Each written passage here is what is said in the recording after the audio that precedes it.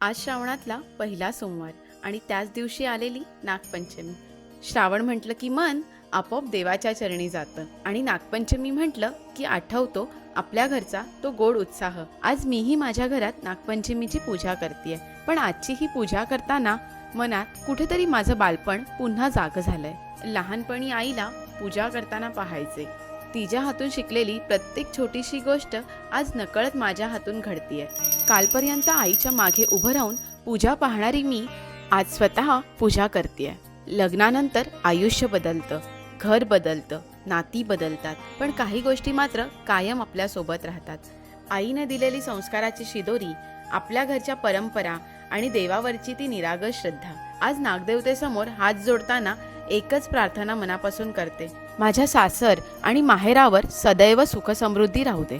माझ्या नव्या संसारावर तुझा आशीर्वाद राहू दे आणि माझ्या आयुष्यातील ही दोन्ही घरं नेहमी प्रेमाने जोडलेली राहू देत. कारण काही परंपरा आपण फक्त पाळत नाही, त्या आपण पुढच्या पिढीकडे घेऊन जातो. आईकडून शिकलेली हीच पूजा आज माझ्या हातून पुढे चालली आहे. हीच तर आपल्या संस्कृतीची सुंदरता. तुम्हा सर्वांना नागपंचमीच्या मनापूर्वक शुभेच्छा. नागदेवतेचा आशीर्वाद आपल्या घरावर सदैव राहो. व्हिडिओ आवडली असेल तर मला नक्की फॉलो करा.